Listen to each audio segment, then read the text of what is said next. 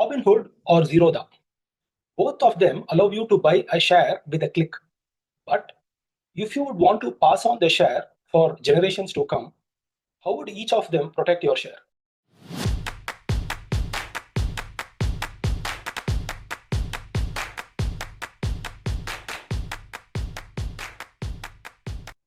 In India, with Zerodha or any broker for that matter, if you buy a share, it is held in NSDL or CSDL, and it is actually not tied to any particular broker.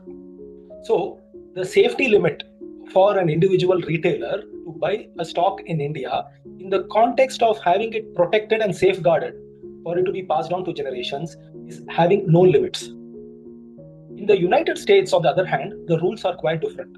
Unlike India, where it is centrally managed through NSDL and CSDL, in the US, it is managed per broker.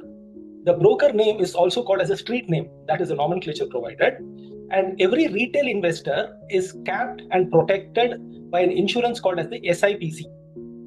This insurance will ensure that up to a cash limit, in case the retail investor had passed on cash to the broker up to $250,000, that is protected, or the total net worth of $5 lakh is protected per retail investor. And here's the key point.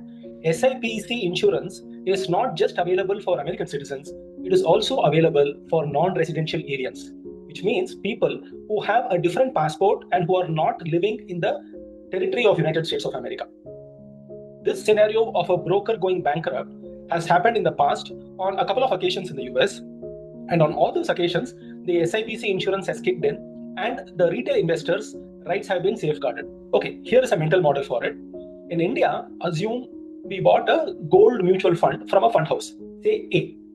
And as the years go by, for some various reasons, fund house A sells its corporate interest to another corporate, say fund house B.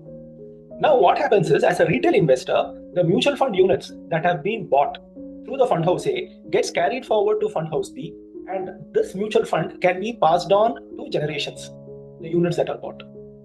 However, in US it works quite differently. The mental model for a US scenario is like that of a gym locker room. Assume you have put something in a gym locker room. As long as the gym is operating, that locker is being under the custody of the gym owner. However, if the gym ownership changes hands, or let us say the gym goes down, then the insurance will kick in and the contents equivalence of the items that are put in the locker is handed over to the user. Either it can be equivalence in terms of net worth of the stock, or the stock assets is being transferred to the user through a different gym owner. India gives the retail investor unlimited direct ownership. The US gives you limited custody, but the insurance is available to everyone, including Indians who are non-residential aliens. So next time we invest in India and or invest in the US, let us be cognizant of the fact that we want complete protection and direct ownership that is available in India, or we are also comfortable with the fact that we have measured insurance that is there to protect us in US.